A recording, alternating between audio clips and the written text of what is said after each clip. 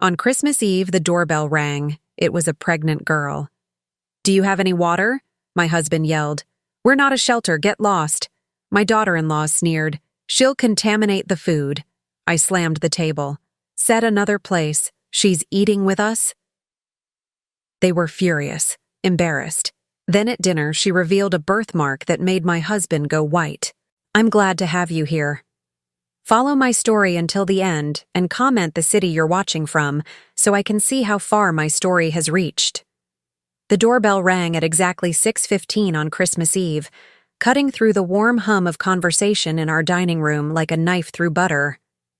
I was arranging the final touches on our holiday table, straightening the burgundy napkins I'd ironed twice, when that sound pierced the comfortable bubble I'd spent all day creating.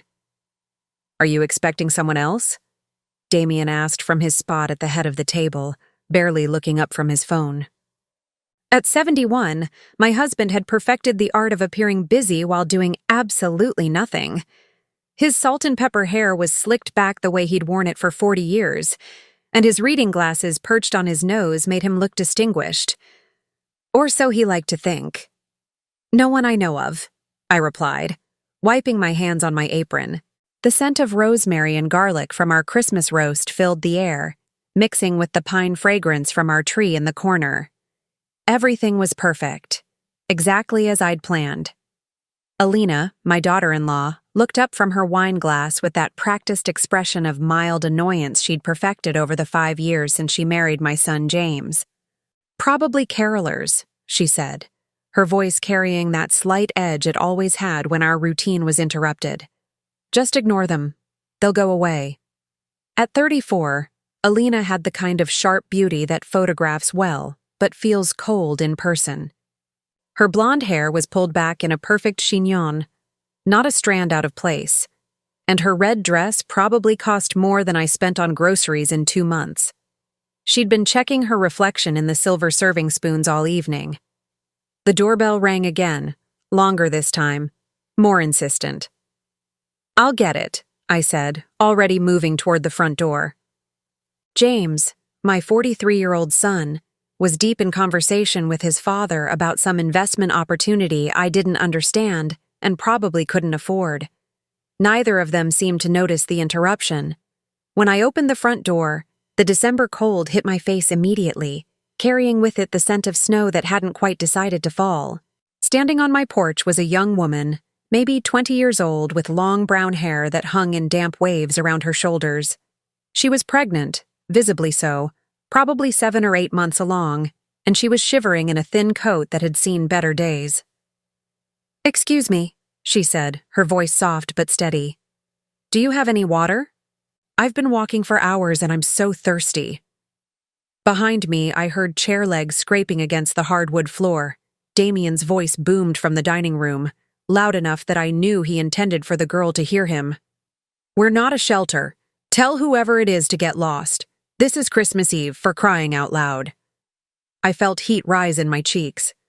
In 45 years of marriage, Damien's capacity for callousness still managed to surprise me sometimes. I looked at this young woman, really looked at her. Her eyes were dark brown, almost black, and there was something in them that reminded me of myself at that age.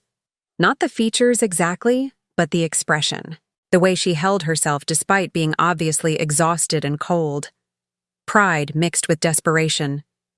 "Of course, sweetheart," I said, stepping aside. "Come in out of the cold." "Mom, what are you doing?" James appeared in the hallway, his face creased with concern. He'd inherited his father's height, but thankfully my softer features. At 43, he was successful in his accounting firm, married to a woman who looked good on paper, and completely lacking in the compassion I'd tried to raise him with. Alina appeared beside him, her wine glass still in hand. When she saw the girl, her face twisted into an expression of pure disgust. "Are you insane, Muriel? She could have diseases. She'll contaminate our food." Something inside me snapped.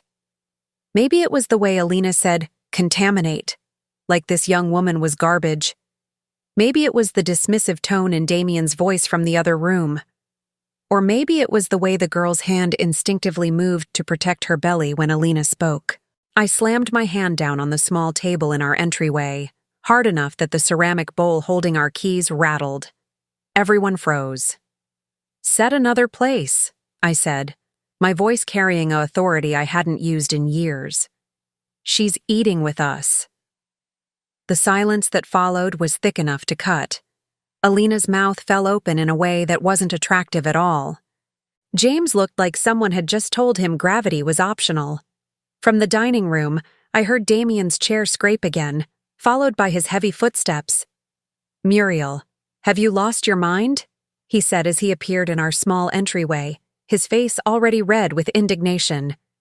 "We have a nice family dinner planned, and you want to invite some vagrant—" "Her name," I interrupted, turning to the young woman. "Is what, sweetheart?" "Sophie," she said quietly, but her voice didn't shake. "Sophie Miller." "Sophie is joining us for Christmas dinner," I said, looking directly at my husband. "Anyone who has a problem with that can explain to me how turning away a pregnant woman on Christmas Eve aligns with the Christian values you claim to hold." Damien's face went through several interesting color changes. Purple was particularly prominent. "This is ridiculous, Muriel. We don't know anything about her. Where she's been, what she wants." "I want to sit down," Sophie said, and for the first time since I'd opened the door, I noticed how pale she was. "Please, I haven't eaten since yesterday morning." That did it. I took her gently by the elbow and guided her toward the dining room. "James, get another chair from the kitchen. Alina, set another place setting. Damien, pour her some water." Nobody moved. I stopped walking and turned to face my family. "Now."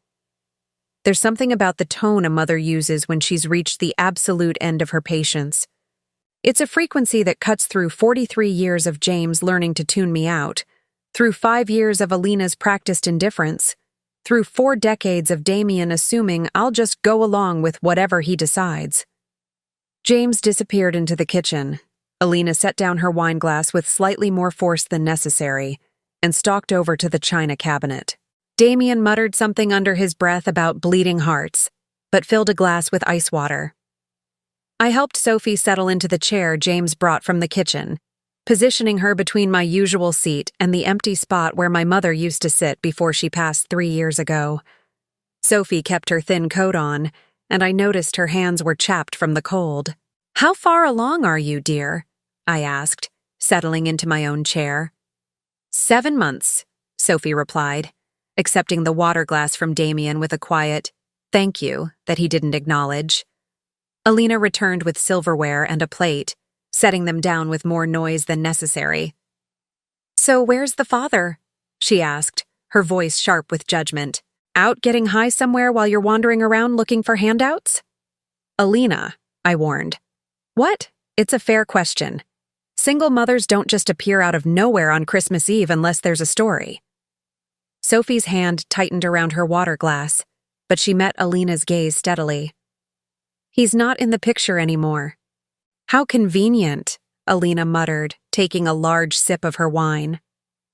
I began serving dinner, ladling the rosemary roast onto plates, adding roasted vegetables and Yorkshire pudding. The food I'd spent all day preparing suddenly felt like props in a play I hadn't auditioned for. Every sound seemed amplified. The clink of silverware, the rustle of Sophie's coat, Alina's deliberate sighs. "So, Sophie," I said, determined to create some semblance of normalcy. "Where are you from?" "Originally from here in Portland," she said, cutting her meat into small, careful pieces. "I've been staying with friends recently, but—" She paused, glancing around the table. "Things change." Damien was pushing food around his plate without eating, stealing glances at Sophie when he thought no one was looking. There was something in his expression I couldn't quite read. Not curiosity exactly, but something that made the hair on the back of my neck stand up. "Friends," Alina repeated with a snort. "Let me guess, they got tired of supporting you and the baby." "That's enough," I said sharply. But Sophie shook her head. "It's okay, Mrs." She looked at me questioningly. Patterson. Muriel Patterson. This is my husband Damien, my son James, and his wife Alina. It's okay, Mrs. Patterson. People assume things when they see someone like me. Sophie took a small bite of the Yorkshire pudding and smiled for the first time since she'd arrived. This is delicious. Thank you. Something warm settled in my chest. My mother's recipe. She always said food made with love tastes different. My mother used to say the same thing, Sophie said softly. Used to? I asked gently. She died 6 months ago. Cancer. The simple statement hit the table like a stone thrown into still water. Even Alina had the grace to look uncomfortable. James cleared his throat and reached for his beer.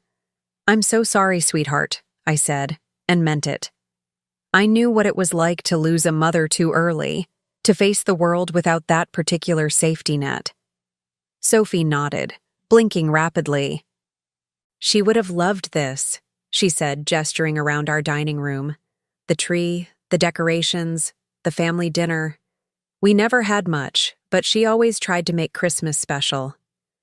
I glanced at our tree, standing proud in the corner with its carefully arranged ornaments and perfectly coordinated gold and burgundy ribbons. Alina had insisted on hiring a decorator this year, saying our usual family tradition of decorating together was too chaotic. Looking at it now, it seemed beautiful but cold, impressive but empty of the memories that made holidays special. Well, you're here now, I said. That's what matters. Damien set down his fork with more force than necessary. Muriel, could I speak with you in the kitchen? It wasn't really a request. I excused myself and followed him into our kitchen, where he immediately began pacing between the island and the sink like a caged animal. What the hell are you doing? He hissed, keeping his voice low but unable to hide his agitation. I'm showing basic human decency to someone who needs help. She's taking advantage of your soft heart. This is exactly how people get robbed, Muriel. Or worse. I stared at my husband, this man I'd shared a bed with for 45 years, and felt something cold settle in my stomach. She's a pregnant 20-year-old who asked for water, Damien. What exactly do you think she's going to steal? The good china? You don't know what people are capable of these days. There was something in his voice, an edge that went beyond his usual grumpiness about disrupted plans. He kept glancing toward the dining room, and his hands were shaking slightly as he ran them through his hair. Since when do you care about the good china? I asked. You've been telling me for years that I'm too sentimental about mother's things. Damien didn't answer. He just stood there, looking toward the dining room with an expression I couldn't read but didn't like. When we returned to the table, Sophie was listening politely as James explained his latest golf tournament victory. Alina was scrolling through her phone, probably posting pictures of her perfectly plated dinner to social media. Sophie caught my eye and smiled, a real smile that reached her eyes and made her face light up. Thank you, she mouthed silently. I nodded and settled back into my chair, but I couldn't shake the feeling that something was shifting in our house tonight. Something that went deeper than unexpected dinner guests or disrupted holiday traditions. As I watched Sophie eat her dinner with obvious hunger but perfect manners, as I noticed the way she instinctively protected her belly with one hand while she ate with the other, I found myself wondering about her story. Not the judgmental wondering that Alina was doing, but genuine curiosity about this young woman who carried herself with such dignity despite obvious hardship. And I couldn't stop noticing the way Damien kept looking at her when he thought no one was watching. The way his face had gone pale when she'd first walked into our dining room. Sophie reached for her water glass and pushed up her sleeve slightly. On her wrist, just visible below the cuff of her worn sweater, was a birthmark.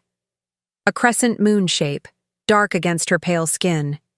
The exact same birthmark my husband had on his shoulder. The rest of Christmas Eve dinner passed in a haze of forced conversation and growing unease. I couldn't stop thinking about that birthmark. Couldn't stop watching the way Damien's hands trembled every time he reached for his water glass. Sophie seemed oblivious to the tension, eating with obvious relief and answering James's questions about Portland with the kind of detailed knowledge that only comes from growing up somewhere. "Oh, I know that area," she said when James mentioned his old high school. "My mom used to clean houses in that neighborhood when I was little. Beautiful homes. I always wondered what it would be like to live in one of them." Something flickered across Damien's face, guilt maybe, or recognition. He cleared his throat and excused himself to the bathroom, but I noticed he was gone for nearly 10 minutes. When he came back, his face was flushed and he wouldn't meet my eyes. After dinner, I insisted that Sophie stay for dessert. Alina had made her disapproval clear through a series of dramatic sighs and pointed looks, but I didn't care. There was something about this girl that had awakened every protective instinct I possessed. Maybe it was her obvious vulnerability, or maybe it was the way she'd thanked me for the Yorkshire pudding like it was the finest meal she'd ever eaten. "I should probably go," Sophie said as I began clearing the dinner plates. "I don't want to overstay my welcome." "Nonsense," I said firmly. "It's Christmas Eve. No one should be alone on Christmas Eve." Alina snorted. "Some people prefer to be alone. Maybe that's why she's in this situation in the first place." The cruelty in my daughter-in-law's voice made my stomach turn. I'd always known Alina was self-centered, but I'd never seen her be deliberately vicious before. Sophie's face flushed, but she didn't respond. "Alina," James said quietly. "That's enough." "Is it?"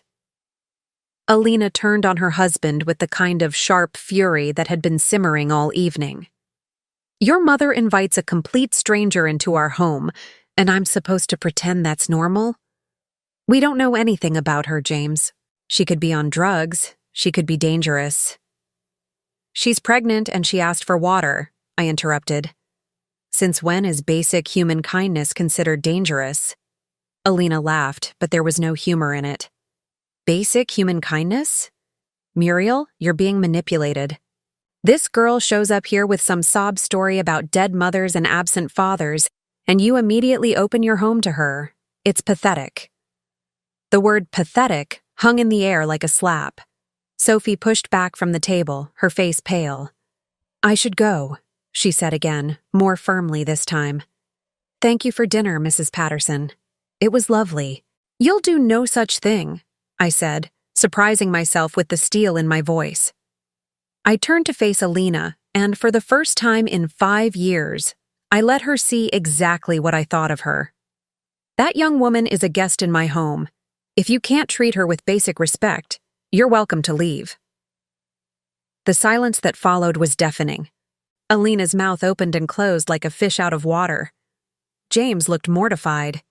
Even Damien, who'd been unusually quiet since returning from the bathroom, stared at me with something approaching shock. "Excuse me?"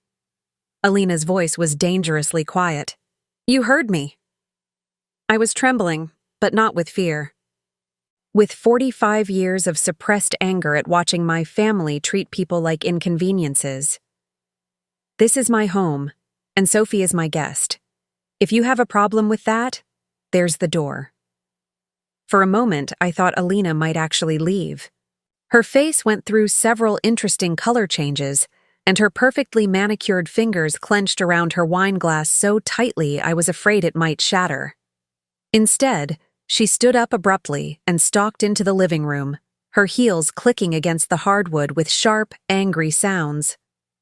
James followed her, muttering apologies under his breath, though whether they were for his mother or his wife, I couldn't tell. That left Sophie, Damien, and me sitting around our dining table, surrounded by the remnants of Christmas dinner and enough tension to choke on. "I really should go," Sophie said quietly. "I don't want to cause problems in your family." "You're not causing anything," I assured her. "Some people just don't handle change well." Damien made a sound that might have been agreement, but when I looked at him, he was studying Sophie with an intensity that made me uncomfortable. Not the way James had been looking at her, with polite curiosity, but with something deeper, something that looked almost like fear. "Sophie," he said suddenly, his voice rough. "Where did you say you grew up?" The question seemed innocent enough, but there was something in Damien's tone that made both Sophie and me look at him more closely. Southeast Portland, Sophie replied, near Mount Tabor. Why? Damien's face went white, completely white, like someone had just drained all the blood from his body. He gripped the edge of the table so hard his knuckles stood out like mountain peaks. Are you all right? I asked, reaching toward him instinctively. Fine, he said quickly, too quickly. Just tired. It's been a long day. But he wasn't fine. He was staring at Sophie like she was a ghost, and his breathing had become shallow and rapid. I'd seen Damien handle business crises, family emergencies, even my mother's death with more composure than he was showing right now. Mount Tabor's a nice area, I said carefully, watching my husband's face. Very family-oriented. Sophie nodded. Mom always said she chose it because she wanted me to grow up somewhere safe. She worked really hard to keep us in that neighborhood. What did your mother do for work? Damien asked, and his voice cracked slightly on the word mother. She cleaned houses mostly. Sometimes she worked at the hospital laundry when things got tight. She never complained, though. She always said she was building something for us. Each word seemed to hit Damien like a physical blow. Sweat had broken out across his forehead, despite the fact that our dining room was comfortably cool. What was her name? The question came out as barely more than a whisper. Sophie smiled for the first time since Alina's outburst. Elena.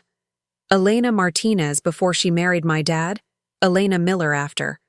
Though Dad wasn't around long enough for the name change to matter much. I watched my husband's face crumple. Actually crumble, like a building being demolished in slow motion. His breathing became ragged, and he pushed back from the table so suddenly that his chair fell over backward. I need some air, he muttered, stumbling toward the back door that led to our patio. Sophie and I sat in stunned silence, listening to the door slam behind him. Is he okay? Sophie asked, genuine concern in her voice. Should I call someone? I stared at the door my husband had just rushed through, my mind racing. Elena Martinez, Mount Tabor. The way Damien had reacted to Sophie's presence from the moment she walked through our door. The birthmark I'd noticed on her wrist. 20 years ago, Damien had gone through what he'd called a midlife crisis. He'd started working late, going to business conferences in cities that didn't seem to have much business relevance, taking long drives on weekends to clear his head. I'd suspected there might be another woman, but I'd convinced myself I was being paranoid. After all, we'd been married for 25 years at that point. We had James to think about, and Damien had always been devoted to his family. Or so I'd told myself. Mrs. Patterson? Sophie's voice seemed to come from very far away. Are you all right? I looked at this young woman sitting at my dining table, this beautiful girl with her dark eyes and her crescent moon birthmark, and her memories of a mother named Elena who'd worked so hard to give her daughter a good life. This girl who'd grown up in the same neighborhood where Damien had taken all those long, contemplative drives. Sophie, I said slowly, my voice sounding strange to my own ears. How old are you exactly? I'll be 21 in March, she replied. Why? 21 in March, which meant she'd been born in March of 2003, which meant she'd been conceived in the summer of 2002. The same summer Damien had started taking those long drives. The same summer he'd begun working late and attending mysterious conferences. The same summer I'd started finding charges on our credit card for restaurants I'd never been to and hotels in cities he claimed to be visiting for business. My hands were shaking as I reached for my water glass. The ice had long since melted, leaving the water lukewarm and unsatisfying. Sophie, I said, not sure if I really wanted to know the answer to the question I was about to ask.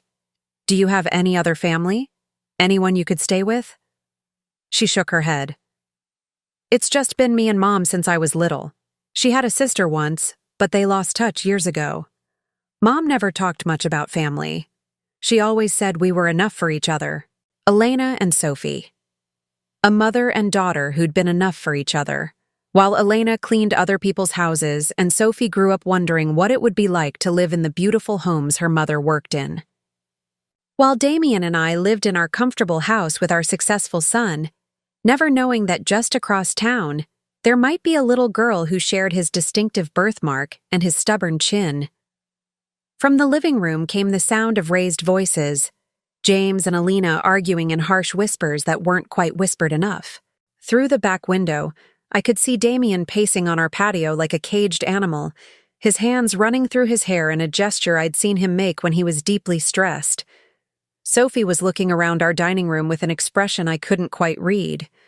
Not greed or envy, but something sadder, something that looked like longing. "Your home is beautiful," she said quietly. "Your family is lucky." Lucky. I almost laughed, but I was afraid if I started, I might not be able to stop. Or I might start crying instead, which would be worse. "Sophie," I said, making a decision that felt like jumping off a cliff. "Would you like to stay the night? We have a guest room, and it's late, and you shouldn't be walking around Portland alone when you're so pregnant."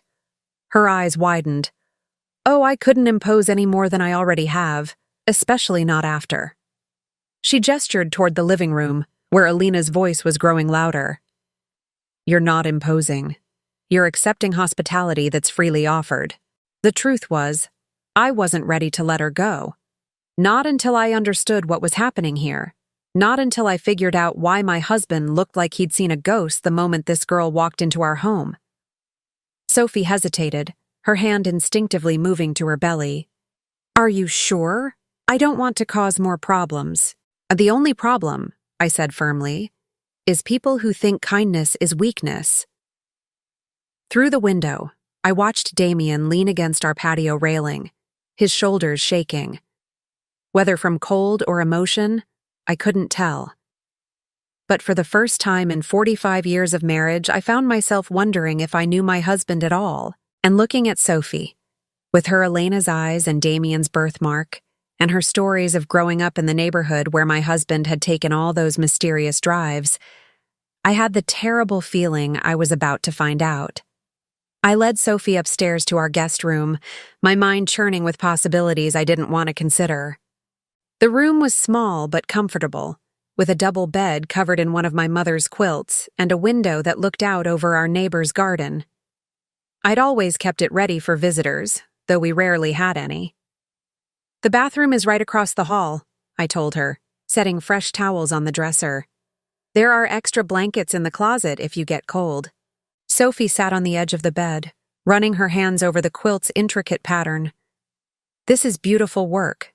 Did you make it?" "My mother did. She made one for each of us kids when we got married.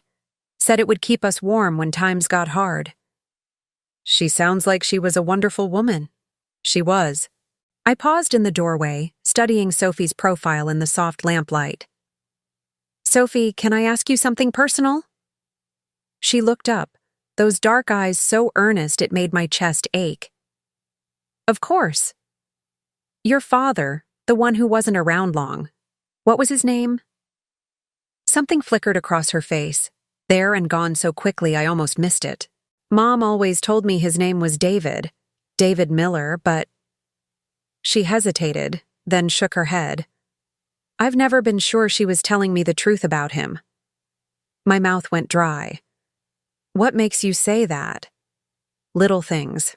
The way she'd changed the subject when I asked questions. How she never had any pictures of him. Never talked about how they met. When I got older, I started thinking maybe Miller wasn't even his real last name. Maybe it was just easier for her to give me a name than to explain that she didn't know who my father was. I gripped the doorframe to steady myself. Elena Martinez had given her daughter a false name for her father, had kept his identity secret for 20 years, and now that daughter was sitting in my guest room, carrying his grandchild and bearing his distinctive birthmark. "Sophie," I said carefully, "that mark on your wrist, you've had it since birth?" She glanced down at her wrist, where the sleeve of her sweater had ridden up again, exposing the crescent-shaped birthmark. "Oh, this? Yes, always. Mom used to say it was my moon mark, that it meant I was special." She smiled sadly. She had all sorts of little stories like that. I think she wanted to make sure I never felt different or ugly because of it. It's not ugly at all, I said quietly. It's actually quite distinctive. That's what Mom always said. She told me that someday I might meet someone else with the same mark, and that would mean something important. Sophie's voice grew wistful. I used to imagine it would be my father, that we'd recognize each other somehow. The irony was so sharp it cut. She had met someone with the same mark. He was downstairs on our patio, probably having a panic attack. Get some rest, sweetheart, I managed. We'll talk more in the morning. I closed her door softly and stood in the hallway for a long moment, trying to process what I'd just learned. Elena Martinez, David Miller, obviously a fake name. A daughter who'd grown up wondering about her father while he lived just across town, building a life that didn't include her. Downstairs, the house was eerily quiet. James and Alina had apparently taken their argument upstairs to their room, though I could still hear the occasional sharp word through their closed door. I found Damien in the kitchen, sitting at our breakfast table with his head in his hands and a tumbler of whiskey in front of him. Damien, I said quietly. He looked up, and I was shocked by how much he'd aged in the past 2 hours. The man I'd been married to for 45 years looked like he'd lived through 45 more in the space of a single evening. Is she staying? He asked, his voice hoarse. Yes, in the guest room.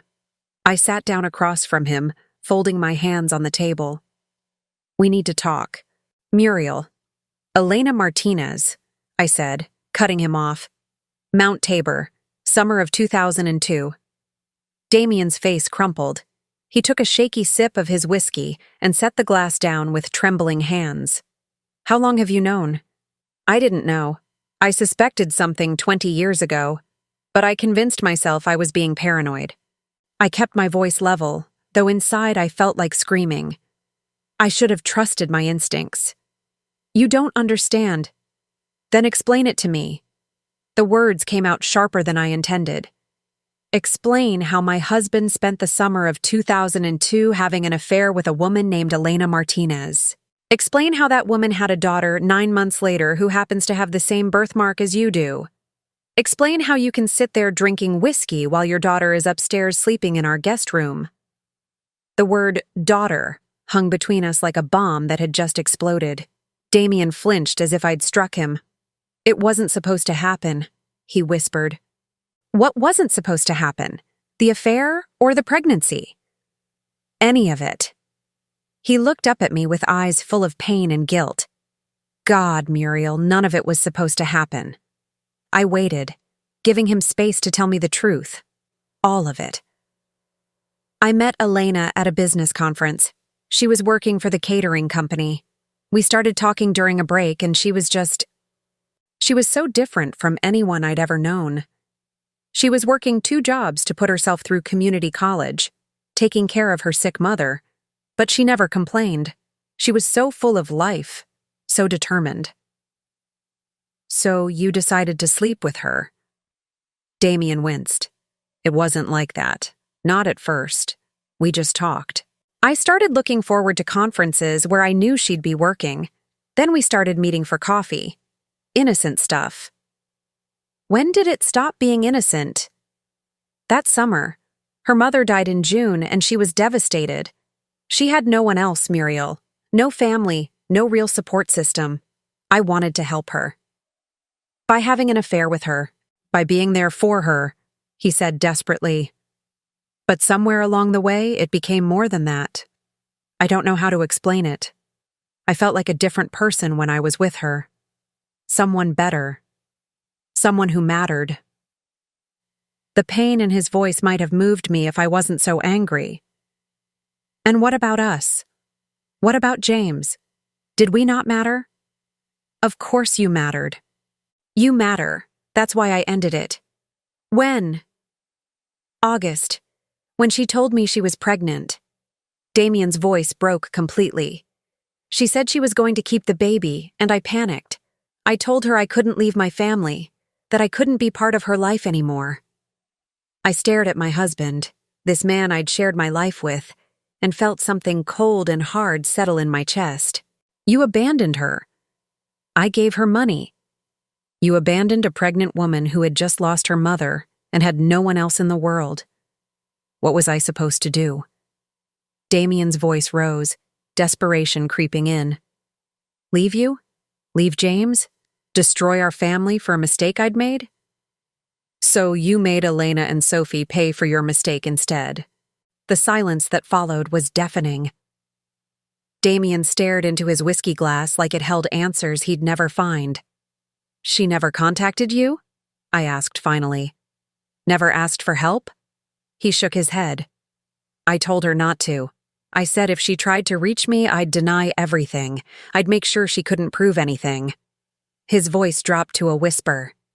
I was terrified you'd find out, terrified of losing everything. So instead, you let Elena struggle to raise your daughter alone while you went on with your comfortable life, pretending she didn't exist.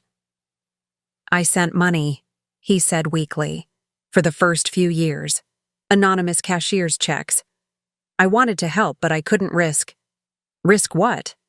Risk taking responsibility for your actions? Damien looked up at me with tears in his eyes. Risk losing you. The words should have softened something in me, should have reminded me that whatever else he'd done, he'd chosen our marriage, our family. Instead, they just made me angrier. You lost me the moment you betrayed our vows, Damien. You lost me the moment you abandoned a pregnant woman. You just managed to hide it from me for 20 years. Muriel, please. Does she know? I cut him off. Does Sophie know who you are?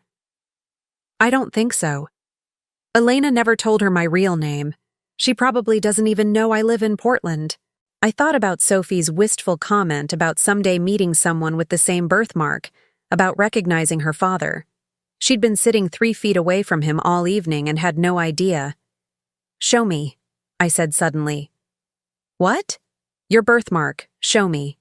Damien looked confused, but he rolled up his left sleeve and pulled aside his collar, revealing the crescent-shaped mark on his shoulder. It was exactly the same as Sophie's. The same size, the same shape, the same dark coloring against pale skin. Jesus, I whispered. She's really yours. Yes. The word came out as barely more than a breath. I stared at the mark that had been hidden under Damien's shirt all these years. The mark that proved beyond any doubt that the young woman sleeping in our guest room was his daughter. Our son's half-sister. My stepdaughter, I supposed, though the word felt strange and inadequate. What are we going to do? Damien asked. For the first time since this nightmare had begun, I didn't have an immediate answer. What do you do when your husband's secret daughter shows up on Christmas Eve, pregnant and alone? What do you do when you discover that the man you've been married to for 45 years abandoned his own child? I don't know, I said honestly. But I know what we're not going to do. We're not going to lie to her anymore. We're not going to let her leave here without knowing the truth. Muriel, you can't tell her. It would destroy everything. Everything is already destroyed, Damien.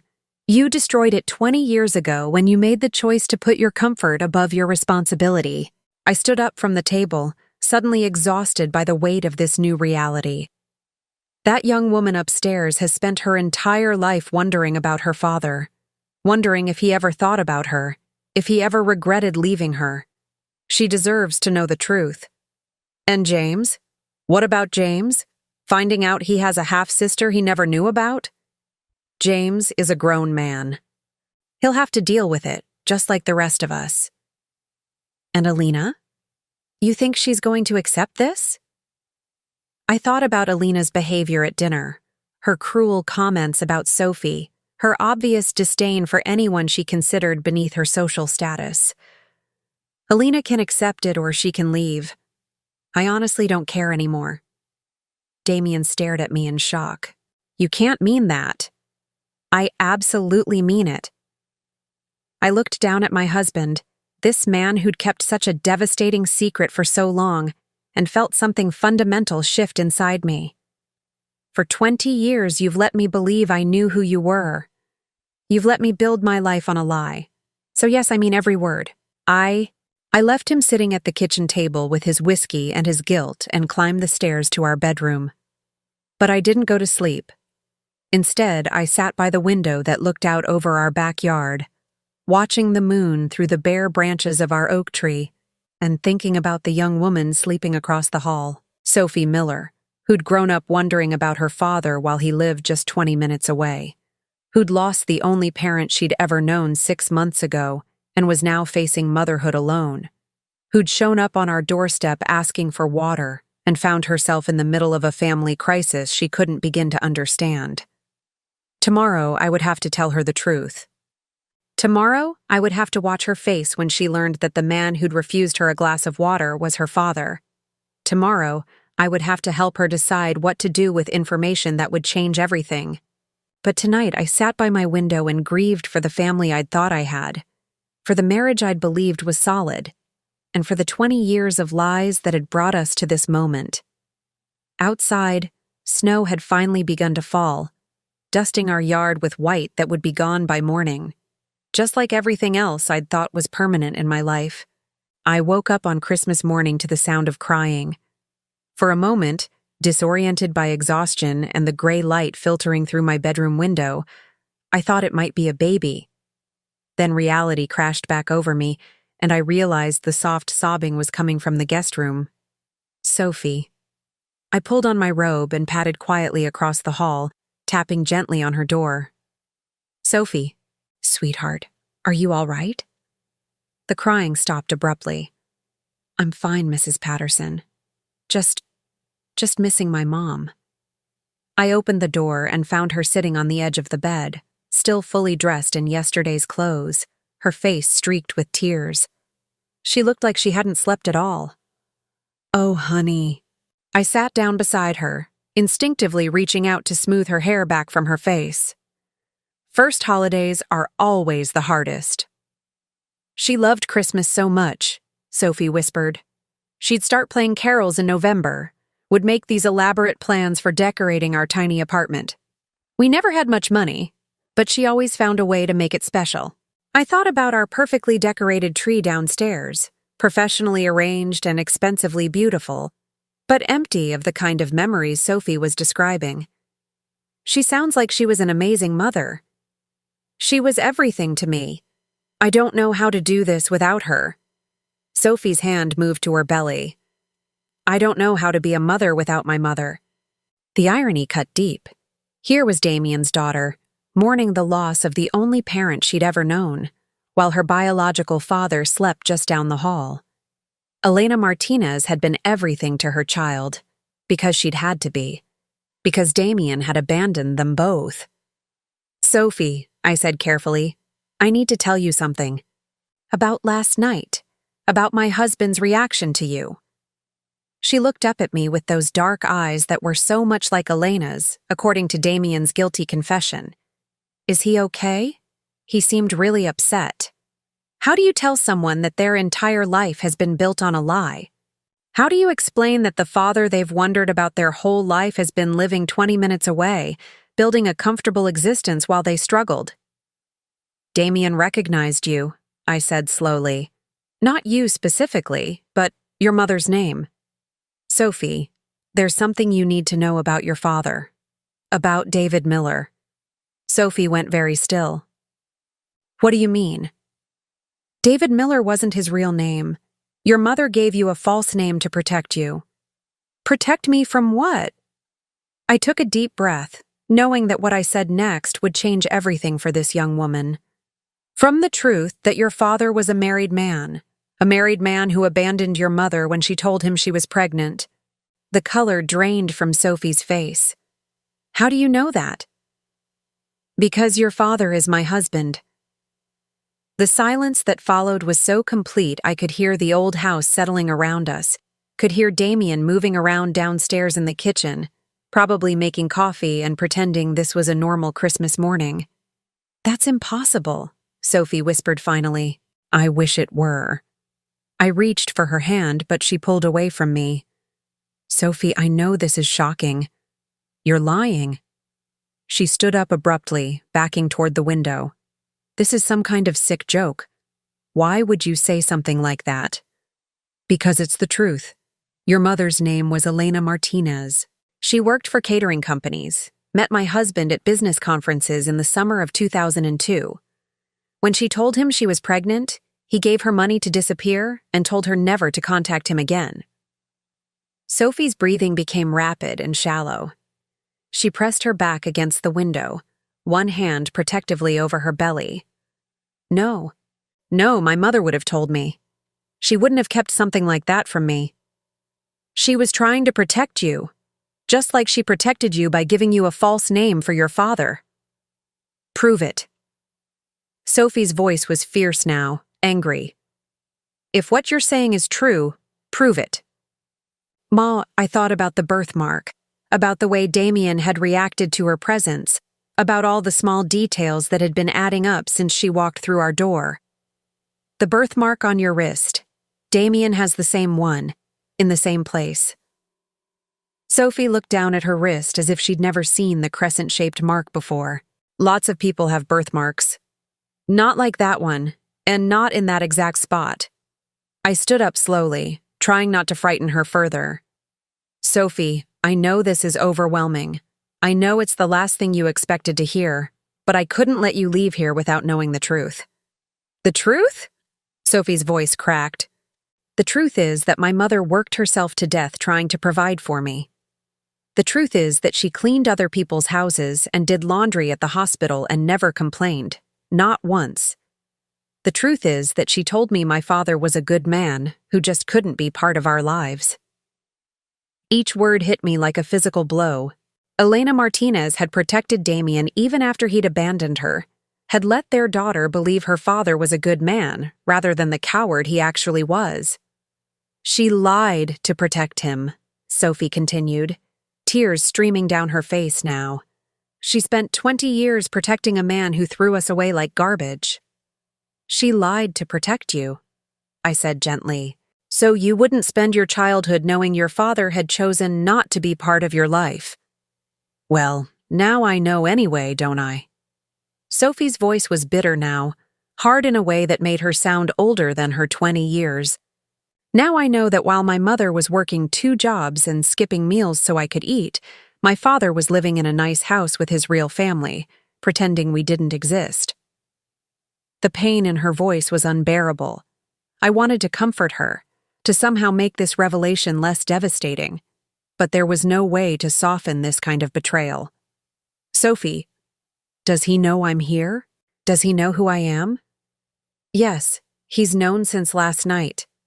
She laughed, but it was a broken sound. And he still hasn't said anything to me. Even now, knowing who I am, he can't acknowledge me. He's scared. I don't care if he's scared. Sophie's voice rose, and I heard movement from downstairs. Damien and probably James responding to the sound. I've been scared my entire life. Scared we wouldn't have enough money for rent. Scared my mom would get sick and I'd be alone. Scared I'd end up like her, working myself to death for people who see me as invisible. But I never had a choice about being scared. He did. Heavy footsteps on the stairs told me that this conversation was about to become much more complicated. James appeared in the doorway first, his hair still messy from sleep, wearing the pajama pants and t-shirt he'd probably had since college. "Mom? Is everything okay?" we heard shouting. Behind him came Damien, fully dressed despite the early hour, his face gray with exhaustion and dread. When his eyes met Sophie's, she went completely still. "So," she said, her voice deadly quiet, "you're my father." James looked confused, glancing between Sophie and his parents. "What's going on?" "Your father," I said, never taking my eyes off Damien, "had an affair 20 years ago. This young woman is your half-sister." The words landed like grenades in our small guest room. James's mouth fell open. Damien gripped the doorframe like he might fall without support. "That's impossible," James said weakly. "Dad would never—" "Show her," I said to Damien. "Show her the birthmark. Muriel. Show her." With shaking hands, Damien rolled up his sleeve and pulled aside his collar, revealing the crescent-shaped mark on his shoulder. Sophie stared at it, then looked down at her own wrist, comparing the two marks that were identical in every detail. "Oh my God," James breathed. "Oh my God, it's true." Sophie's composure finally cracked completely. She sank down onto the bed, sobbing with a desperation that shook her entire body. 20 years, she gasped between sobs. 20 years my mother struggled alone while you lived here with your real family. "Sophie, please." Damien tried to step into the room, but she recoiled from him so violently that he stopped immediately. "Don't touch me. Don't you dare touch me." "I can explain." "Explain what? How you abandoned a pregnant woman? How you let your daughter grow up in poverty while you lived comfortably 20 minutes away?" Sophie wiped her face with her sleeves, her eyes blazing with fury. "Did you ever think about us? Did you ever wonder if we were okay?" Damien's silence was answer enough. "My mother died 6 months ago," Sophie continued, her voice getting stronger with each word. "Cancer. We couldn't afford good treatment, couldn't afford to take time off work. She died in a charity ward, asking me to forgive her for not giving me a better life. I sent money," Damien started. "When? When did you send money?" "The first few years. Cashier's checks." "We never got any money from you. Ever. My mother worked herself into the ground to support us." Sophie stood up, facing Damien with a courage that reminded me painfully of myself at that age. "Do you know what she told me before she died? She said she was sorry she couldn't give me a father, that every child deserved 2 parents, and she'd failed me by not being able to provide that." Damien was crying now, silent tears streaming down his face. "Elena always said, 'Don't say her name.'" Sophie's voice was sharp as broken glass. "You don't get to say her name. You gave up that right when you abandoned her." From downstairs came the sound of footsteps and Elena's voice calling up the stairs. "What's all the noise about? Some of us are trying to sleep." "This should be interesting," James muttered, looking like he might be sick. Elena appeared in the doorway wearing an expensive silk robe, her hair perfectly arranged despite having just woken up. When she saw all of us crowded into the guest room, with Sophie crying and Damien looking like he might collapse, her expression shifted from annoyance to alarm. "What's happening?" "Sophie is James's half-sister," I said bluntly. "Damien is her father." For a moment, Elena just stared at us like we were speaking a foreign language. Then she started laughing. Not the kind of laughter that comes from finding something funny, but the hysterical kind that happens when reality becomes too absurd to process. "You're kidding, right? This is some kind of Christmas joke?" "I wish it were," I said. Elena's laughter stopped abruptly.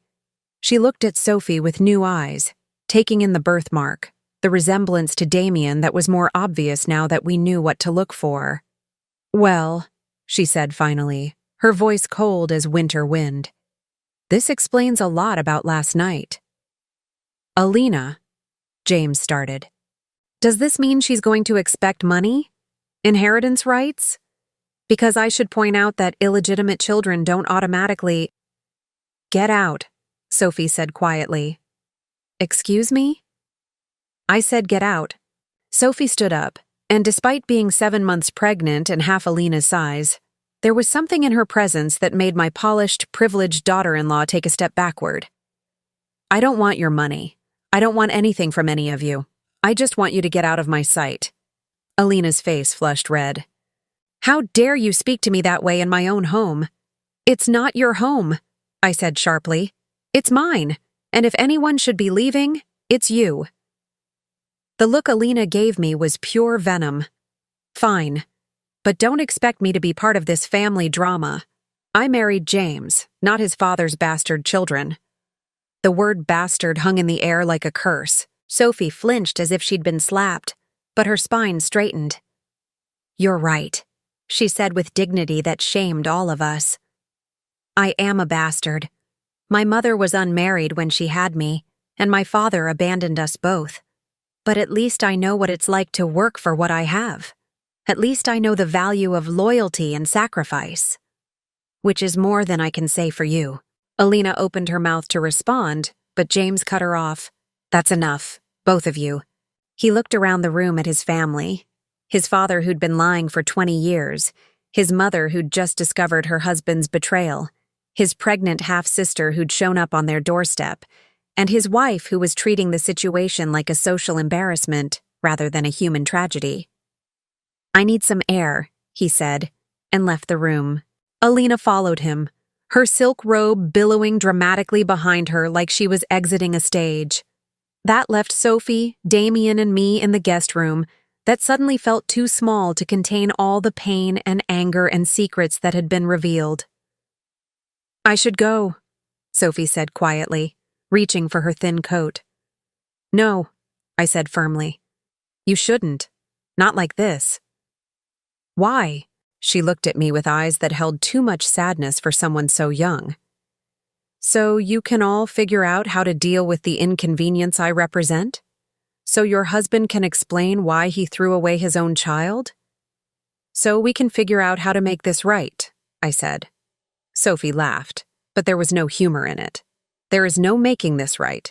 You can't give me back my mother. You can't give me back the 20 years I spent wondering about my father. You can't undo the damage that was done. She was right, and we all knew it. Some betrayals are too deep, some abandonment too complete to be repaired with apologies and good intentions. But as I watched Sophie gather her few belongings, preparing to walk out of our lives as suddenly as she'd entered them, I knew that letting her go would be the final betrayal, the last in a long line of failures by the Patterson family. Sophie, I said as she moved toward the door, you don't have to forgive us. You don't have to be part of our family. But please don't leave thinking that what happened to you and your mother was acceptable. Please don't leave thinking that you don't matter. She paused in the doorway, not looking back. The problem isn't that I think I don't matter, Mrs. Patterson. The problem is that for 20 years none of you thought I mattered either. And then she was gone, leaving behind only the faint scent of her shampoo and the weight of truths that couldn't be unspoken. I found Sophie sitting on our front porch steps, her thin coat wrapped around her shoulders like armor that couldn't possibly protect her from the December cold. She wasn't crying anymore, but her face was set in the kind of blank expression that comes after tears have been exhausted. The buses don't run on Christmas Day, I said, settling down beside her despite the freezing concrete. I'll walk. You're 7 months pregnant, Sophie. You can't walk across Portland in this weather. She didn't respond, just stared out at our quiet street with its perfect houses and manicured lawns. I wondered what she was seeing, the life she might have had if her father had made different choices, the neighborhood where she'd never quite belonged. Behind us, I could hear raised voices from inside the house. James and Alina were arguing in the kitchen, their words muffled but their anger crystal clear. Damien was probably hiding in his study, the way he always did when confronted with problems he didn't want to face. I meant what I said, Sophie said quietly. I don't want anything from your family. I just want to disappear and pretend this never happened. Is that what your mother would have wanted? Sophie's composure cracked slightly. My mother would have wanted me to be happy. She would have wanted me to build a good life for my baby without getting tangled up in other people's mistakes. And what about what you want? She was quiet for so long I thought she might not answer. When she finally spoke, her voice was barely above a whisper. I want my mother back. I want to not be alone. I want my baby to have a family that actually wants him. She laughed bitterly. But we don't always get what we want, do we? The front door opened behind us, and James stepped out onto the porch. He'd dressed hastily in jeans and a sweater, his hair still disheveled. He looked at Sophie like she was a puzzle he couldn't solve. Can we talk? He asked, his voice uncertain. Sophie glanced at me, then back at James. I suppose. James sat down on the step below us, turning to face Sophie directly. For a moment, they just studied each other. Two people who shared a father but had lived completely different lives. "I'm sorry," James said finally, "for what my father did to you and your mother, for what our family did." "Your family didn't do anything," Sophie replied. "Your father did. There's a difference." "Is there?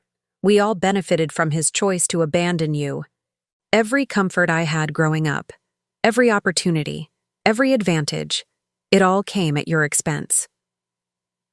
I watched my son grapple with this new reality, with the knowledge that his privileged childhood had been built on his father's betrayal of another family. It was painful to see, but also necessary. "You didn't know," Sophie said, and there was no bitterness in her voice now, just exhaustion. "That doesn't make it right." "No, it doesn't. But it also doesn't make it your fault." They sat in silence for a moment, two siblings who should have grown up together, who should have known each other's secrets and shared each other's burdens. "What's she like?" Sophie asked suddenly. "Your wife." James sighed. "Alina is complicated. She wasn't always like this. When we first met, she was different, kinder." "What changed?" "Money, I think. Status. The longer we've been married, the more important those things have become to her." James looked down at his hands. I should have seen it sooner. Should have recognized what she was becoming. The front door slammed open with enough force to shake the house. Alina stood in the doorway, fully dressed now in designer clothes that probably cost more than Sophie made in a month. "I can't believe you're all out here having some kind of family bonding session," she said, her voice dripping with disdain. "James, get in the car. We're leaving." "We're not going anywhere," James replied, not moving from the steps. "Excuse me?" "I said we're not leaving. This is my family, Alina. All of it. Including Sophie." Alina's face went white, then red, then white again. "That girl is not your family. She's a stranger who showed up here yesterday with some sob story." "That girl is my half-sister," James said, standing up slowly. "And if you can't accept that, then maybe you should leave." The look Alina gave him was pure poison. "Fine, but don't expect me to be here when you come to your senses." She stormed back into the house, and within minutes we could hear her upstairs, slamming drawers and throwing things into suitcases. James winced at each crash but didn't move to stop her. "Are you sure about this?" Sophie asked him quietly. "I don't want to be the reason your marriage ends." "You're not the reason," James said. "You're just the catalyst. This has been building for years. I've just been too much of a coward to face it." 20 minutes later, Alina emerged from the house dragging two large suitcases, her face set in lines of fury and wounded pride. She stopped at the bottom of the porch steps, looking up at James with something that might have been hope. "Last chance," she said. "Choose your real family, or choose her." James stood up, and I held my breath, wondering if he would cave under the pressure the way his father had 20 years ago. Instead, he walked down the steps and kissed Alina's cheek gently. "Take care of yourself," he said softly. Alina stared at him for a long moment, then turned to Sophie. "I hope you're happy. You've destroyed a marriage that took 5 years to build." "I didn't destroy anything," Sophie replied calmly. "I just revealed what was already broken." Alina's Mercedes roared to life with unnecessary drama, and she peeled out of our driveway like she was fleeing a crime scene. We watched until her taillights disappeared around the corner. "Well," James said, settling back down on the steps. "That happened." "I'm sorry," Sophie said again. "Don't be. I should have stood up to her years ago. Maybe if I had, she wouldn't have turned into someone who could be so cruel to a pregnant woman." The front door opened more quietly this time, and Damien appeared. He looked like he'd aged another decade in the past few hours, his face gray and haggard. "Sophie," he said, his voice rough with emotion. "Please, let me explain." There's nothing to explain, Sophie said without looking at him. You made your choice 20 years ago. I'm making mine now. I was wrong. I know that now. I was scared and selfish, and I made the worst decision of my life. The worst decision of your life was the best thing that ever happened to me, Sophie said fiercely, because it meant I got to be raised by Elena Martinez, who was worth 10 of you, who taught me what real love looks like, what sacrifice means, what it is to put someone else's needs before your own. Damien flinched as if she'd slapped him. I know I don't deserve your forgiveness. You're right, you don't. And I'm not going to give it to you just to make yourself feel better about the choices you made. Then what can I do? How can I make this right? Sophie stood up slowly, one hand pressed to her lower back. You can't. Some things can't be fixed, Mr. Patterson. Some wounds don't heal. She started walking down the steps, but I caught her arm gently. Sophie, wait. I can't do this anymore, Mrs. Patterson. I can't sit here and listen to him try to justify abandoning my mother. I need to go. Where will you go? I don't know. I'll figure something out. I always do. That's when something inside me snapped. This brave young woman, carrying my husband's grandchild, preparing to face homelessness rather than accept help from the family that had already failed her once. The same pattern repeating itself, the Patterson men abandoning their responsibilities while the women paid the price. No, I said, standing up. You're not going anywhere. Sophie looked at me in surprise. What? I turned to face Damien, and for the first time in 45 years of marriage, I let him see exactly what I thought of him. Get out, I said. Muriel. I said get out. Pack your things and leave. Now. You can't be serious. This is my house too.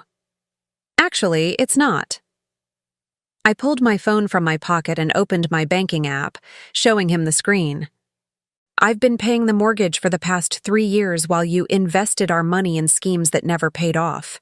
The house is in my name, bought with my inheritance from my mother. So when I tell you to get out, I mean it. Damien stared at me like I was a stranger. Maybe I was. Maybe the woman who would have quietly accepted his betrayal and helped him cover it up had died the moment Sophie walked through our door. Where am I supposed to go? I honestly don't care. Find an apartment, stay at a hotel, move in with one of your golf buddies. Just get out of my sight. Muriel, please, we can work through this. We've been married 45 years. 45 years built on a lie. I won't spend one more day pretending to be married to a man who could abandon his own child. James was staring at me with something approaching awe. Sophie looked stunned. Even I was surprised by the steel in my own voice. You have 1 hour, I continued. Take whatever you need and go. We'll figure out the rest through lawyers. Damien looked like he might argue further, but something in my expression stopped him. He turned and walked back into the house, his shoulders slumped in defeat. Sophie sank back down onto the steps. You didn't have to do that. I don't expect you to choose me over your husband. I'm not choosing you over my husband, I said, sitting down beside her. I'm choosing right over wrong. I'm choosing the family I want to build instead of the family I inherited. What does that mean? I took a deep breath, knowing that what I said next would change everything for both of us. It means I'm asking you to stay. Not as a guest, not as someone we're helping out of obligation. As family, as my daughter-in-law, if you'll have me. Sophie's eyes filled with tears. You don't even know me. I know enough. I know you're brave and kind and strong. I know you honor your mother's memory every day by the way you carry yourself. I know my grandchild is lucky to have you as a mother. Your grandchild? That baby you're carrying is my grandchild, whether Damien acknowledges it or not. And I'll be damned if I'm going to let another Patterson abandon their responsibilities. Sophie was crying again, but these were different tears. Not tears of pain or anger, but something deeper. Something that looked like hope. I don't know how to be part of a family, she whispered. It's just been me and Mom for so long. Then we'll learn together, I said, taking her hand. We'll figure it out as we go. Through the front window, we could see Damien moving around upstairs, packing 45 years of marriage into suitcases. In the kitchen, James was making coffee, probably trying to process the fact that his entire world had shifted in the span of 24 hours. But on the front porch, in the cold December air, something new was being born. Not the family any of us had planned, but the family we chose. The family we deserved. "Sophie," I said, squeezing her hand gently.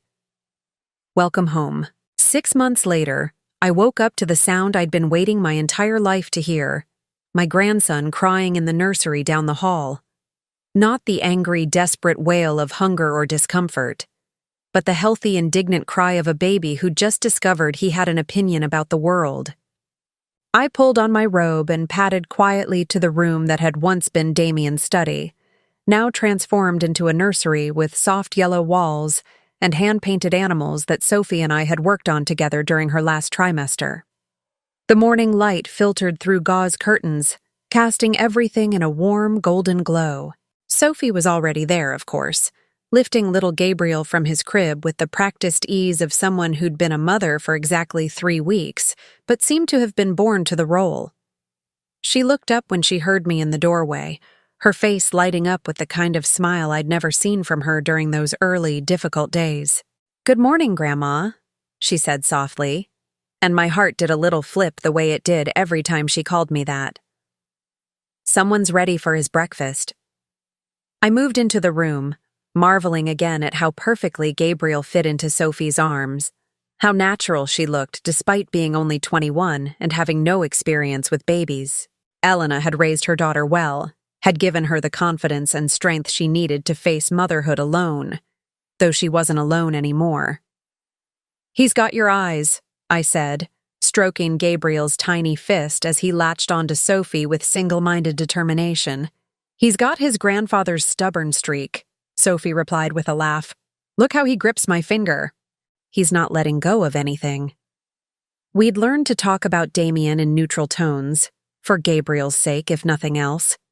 Not with bitterness or anger, but with the kind of matter-of-fact acceptance you use when discussing someone who exists but isn't part of your daily life. Like a distant relative or an old neighbor who'd moved away. The truth was, I rarely thought about Damien anymore. Oh, I knew where he was, living in a 1-bedroom apartment downtown, working part-time at an insurance agency since his investments had never materialized into anything resembling income. James saw him occasionally for awkward coffee meetings that never lasted more than an hour. But the man who'd shared my bed for 45 years felt like someone I'd known in a previous lifetime. Someone I'd been fond of, but hadn't really understood. "James left early for his appointment with the lawyer," Sophie said, settling into the rocking chair we'd found at an estate sale and refinished together. "He said to tell you he'll call later with an update." James had been handling my divorce proceedings with the methodical attention to detail that made him an excellent accountant. We'd divided everything fairly. Damien had taken his clothes, his golf clubs, and half our savings. I'd kept the house, the furniture my mother had left me, and the family I was building with Sophie and Gabriel. It hadn't been particularly complicated or dramatic. After 45 years together, we'd simply separated. Like two people walking down different paths who eventually realize they can no longer see each other in the distance. "Did you sleep okay?" I asked, settling into the window seat where I'd spent so many early mornings during Sophie's pregnancy, watching her navigate morning sickness with the same quiet dignity she applied to everything else. Better than I expected. Gabriel only woke up twice, and he went right back to sleep after feeding. Sophie looked down at her son with the kind of wonder that never seemed to fade. "I keep thinking Mom would have loved this. The middle-of-the-night feedings, the way he makes those little sighs when he's content. She always said babies were proof that the world was still full of magic." I'd learned not to feel sad when Sophie talked about Elena. Instead, I felt grateful. Grateful that this remarkable woman had raised such a remarkable daughter, had instilled in her the strength and grace that made her such an incredible mother. grateful that Elena's love lived on in Sophie, and now in Gabriel. "She's part of him, you know," I said quietly. "All the love she gave you, all the lessons she taught you, Gabriel will inherit all of that." Sophie nodded, tears shining in her eyes but not falling. She'd grown stronger over the past months, more confident in her place in our little family. The scared, pregnant girl who'd shown up on our doorstep on Christmas Eve had transformed into a woman who knew her worth and wouldn't settle for less than she deserved. The doorbell rang downstairs and I checked the clock. 7:30 in the morning, too early for casual visitors. "I'll get it," I said, kissing Gabriel's forehead before heading downstairs. Through the peephole, I could see Damien standing on our front porch, looking older and somehow smaller than he had 6 months ago. He was holding a small wrapped package and shifting his weight nervously from foot to foot. I opened the door, but didn't invite him in. "Damien. Muriel. I know it's early, but I wanted to. I brought something for the baby." He held out the package, and I could see his hands shaking slightly. Whether from nervousness or something else, I couldn't tell and didn't particularly care. "You could have called first. Would you have answered?" "Probably not." I took the package but didn't open it. "What do you want, Damien?" "I want to meet my grandson. I want to apologize to Sophie. I want to try to make things right." "And what makes you think any of us want that?" He was quiet for a long moment, staring past me into the house he'd shared with me for so many years. "Because I'm dying, Muriel." The words hit me like a physical blow, but I didn't let my expression change. "What?" "Lung cancer, stage 3. The doctors say I have maybe 6 months, probably less." I gripped the door frame, processing this information. After everything that had happened, everything he'd done, my first instinct was still to comfort him. 45 years of marriage don't disappear overnight, even when the foundation was built on lies. "I'm sorry," I said, and meant it. "I don't want to die without meeting my grandson, without telling Sophie how sorry I am for what I did to her and her mother." "Sophie doesn't owe you forgiveness just because you're dying." "I know that. I'm not asking for forgiveness. I'm asking for 5 minutes to tell her that abandoning her was the worst thing I ever did. That not knowing her has been the greatest loss of my life." I looked at this man I'd once loved. This man who'd given me James and 45 years of companionship. This man who'd also betrayed his own daughter and let another woman raise her alone. He looked tired and scared and smaller than I remembered. "Wait here," I said. I found Sophie in the kitchen, warming a bottle even though Gabriel was clearly satisfied from nursing. She looked up when I entered, taking in my expression immediately. "Everything okay?" "Damien's here. He wants to meet Gabriel and talk to you." Sophie went very still. "Does he know about—" She gestured toward Gabriel, sleeping peacefully in his carrier on the counter. "He knows he has a grandson, yes. Sophie, there's something else. He's sick. Cancer. He says he doesn't have long." I watched emotions flicker across Sophie's face: anger, sadness, confusion, and something that might have been pity. She was quiet for so long I thought she might not answer. "What do you think I should do?" she asked finally. "I think you should do whatever feels right to you. Whatever you can live with." Sophie looked down at Gabriel, this perfect little boy who would grow up knowing he was wanted and loved, who would never wonder about his family or his place in the world. She touched his tiny hand, and he wrapped his fingers around hers instinctively. 5 minutes, she said quietly. "In the living room. You stay with us." I nodded and went back to the front door, where Damien was still waiting. He looked hopeful and terrified in equal measure. 5 minutes, I told him. "In the living room. I stay with you the whole time." "Thank you." I led him into our living room, the same room where we'd hosted Christmas Eve dinner 6 months ago, where Sophie had sat at our table and changed all our lives forever. Sophie was already there, holding Gabriel, her expression carefully neutral. Damien stopped just inside the doorway, staring at his daughter and grandson like he was trying to memorize them. The resemblance between him and Sophie was obvious now that I knew to look for it. The same stubborn chin, the same dark eyes, the same way of carrying themselves with quiet dignity, even in difficult circumstances. "Sophie," he said, his voice barely above a whisper. "Thank you for letting me see you." She didn't respond, just waited for him to say whatever he'd come to say. "I know I don't deserve your forgiveness. I know there's nothing I can say that will make up for what I did to you and your mother. But I need you to know that abandoning you was the biggest mistake of my life." Sophie's expression didn't change. "Why now? Because you're dying?" "No. I've known it was wrong from the beginning. I was just too much of a coward to admit it, too selfish to face the consequences of my choices. And now?" Damien's face crumpled. "Now I'm running out of time to tell you that I'm sorry. I'm sorry I wasn't there when you were little and scared. I'm sorry your mother had to work so hard because I wasn't helping.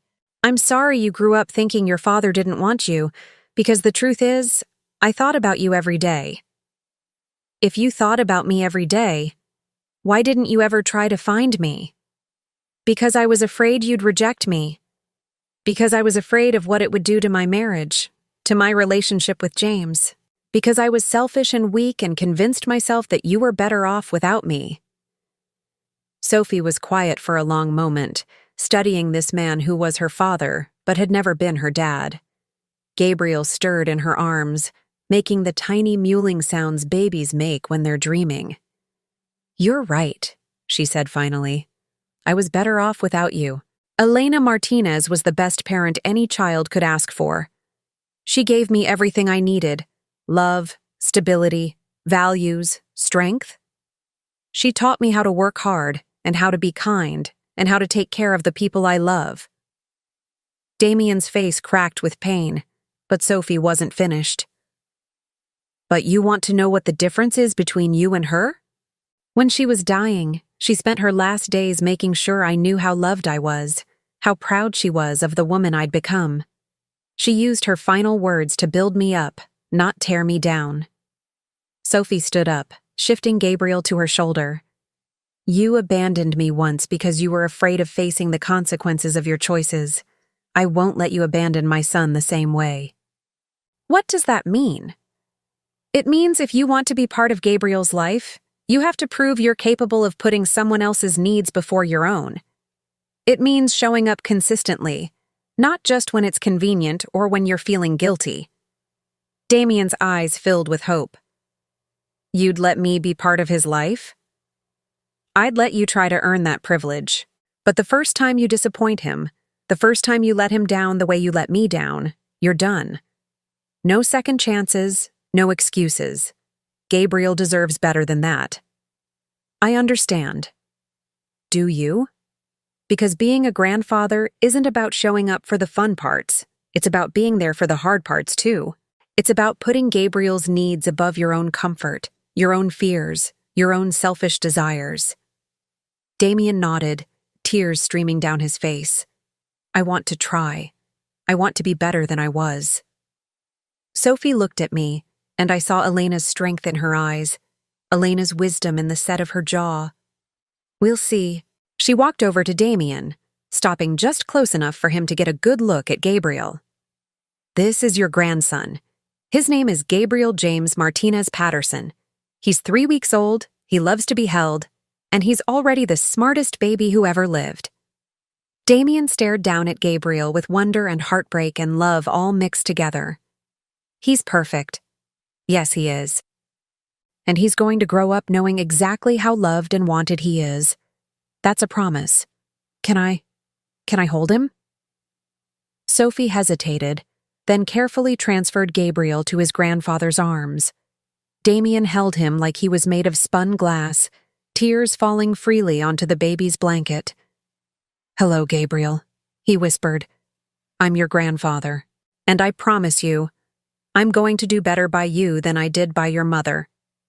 We stayed like that for several minutes, 3 generations of a family that had been broken and was slowly learning how to heal. It wasn't perfect. It wasn't the reunion any of us would have chosen. But it was honest, and that was more than we'd had before. When Gabriel started fussing, Sophie took him back.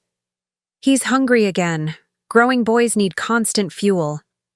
Damien nodded, reluctant to let the moment end. "Thank you for letting me meet him, for giving me a chance I don't deserve." "You don't deserve it," Sophie agreed. "But Gabriel does. Every child deserves to know their family even when that family is complicated." After Damien left, Sophie and I sat in our kitchen while Gabriel napped in his carrier. The morning sun streamed through our windows, illuminating the drawings Sophie had made for the nursery, the shopping lists in both our handwriting on the refrigerator, the family photos that now included pictures of Gabriel and Sophie alongside the older ones of James and me. "Do you think I did the right thing?" Sophie asked, stirring honey into her tea. "I think you did the brave thing, which isn't always the same as the right thing, but it's usually close. I'm scared he'll hurt Gabriel the way he hurt me. If he does, we'll protect Gabriel the same way Elena protected you. But Sophie, you have something Elena didn't have." "What's that?" "A family that will stand behind you. James will be the best uncle that boy could ask for. I'll be the grandmother who spoils him rotten and teaches him how to bake cookies and tells him stories about all the strong women in his family. And you'll be the mother who loves him enough to set boundaries, to demand better from the people in his life." Sophie smiled, reaching across the table to squeeze my hand. "I never thought I'd have this. A real family, a home where I belong." "You belong here. You and Gabriel both. This is your home for as long as you want it." "Even when Gabriel gets older? Even when he's running around making noise and breaking things?" "Especially then. This house has been too quiet for too long. It needs the sound of children laughing, of family dinners that get loud and messy, of birthday parties and Christmas mornings with too much wrapping paper and not enough coffee." Through the window, I could see our neighbor Mrs. Chen hanging laundry on her line, humming softly to herself. In the distance, the church bells were chiming 9 o'clock, marking another hour in what felt like the first day of the rest of our lives. Gabriel stirred in his carrier, making the little grunting sounds that meant he'd be awake soon and ready for his next adventure. Sophie finished her tea and stood up, smoothing down his blanket. "Come on, little man," she said softly. "Let's go see what the world has to offer today." As I watched Sophie carry my grandson upstairs to change his diaper, as I listened to her talking to him in the gentle voice that reminded me so much of Elena, I felt something I hadn't experienced in years. Complete and utter contentment. The family I'd thought I had for 45 years had been built on secrets and lies, and the convenient pretense that some people mattered more than others. But this family, this small, unlikely group of people who'd found each other through pain and chose each other through love, this was real. This was home. And Gabriel James Martinez Patterson, sleeping peacefully upstairs in his nursery with his brave young mother watching over him, would grow up knowing exactly where he belonged. With us. Now I'm curious about you who listened to my story. What would you do if you were in my place? Have you ever been through something similar? Comment below.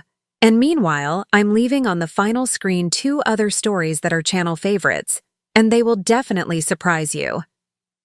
Thank you for watching until here.